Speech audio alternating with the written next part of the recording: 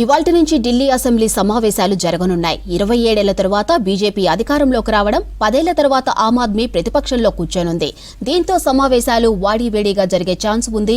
ఇక అసెంబ్లీ సమావేశాలకు ఒకరోజు ముందే Delhi BJP chief Virendra Sachdeva, CM Rekha Gupta party ఎమ్మెల్యేలతో భేటీ అయ్యారు.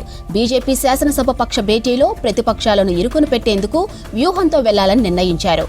ఇక లిక్కర్ స్కామ్ సహా యమునా క్లీనింగ్, అవినీతి, సీఏజీ నివేదికలను సభలో అధికార బీజేపీ సభ్యులు లేవనెత్తే ఛాన్స్ ఉంది. అటు కాగ్ రిపోర్టును అసెంబ్లీలో ప్రవేశపెడతామని సీఎం రేఖా గుప్తా ఇదివరకే తెలిపారు. ఆప్ హయాంలో ప్రభుత్వ ఖజానా పూర్తిగా ఖాళీ అయిందని సీఎం ఆరోపించారు. ఇక ఢిల్లీ అభివృద్ధి తన ప్రాధాన్యత అని, అవినీతికి అవకాశం లేకుండా ప్రతి రూపాయికి లెక్క ఉంటుందన్నారు సీఎం రేఖా గుప్తా.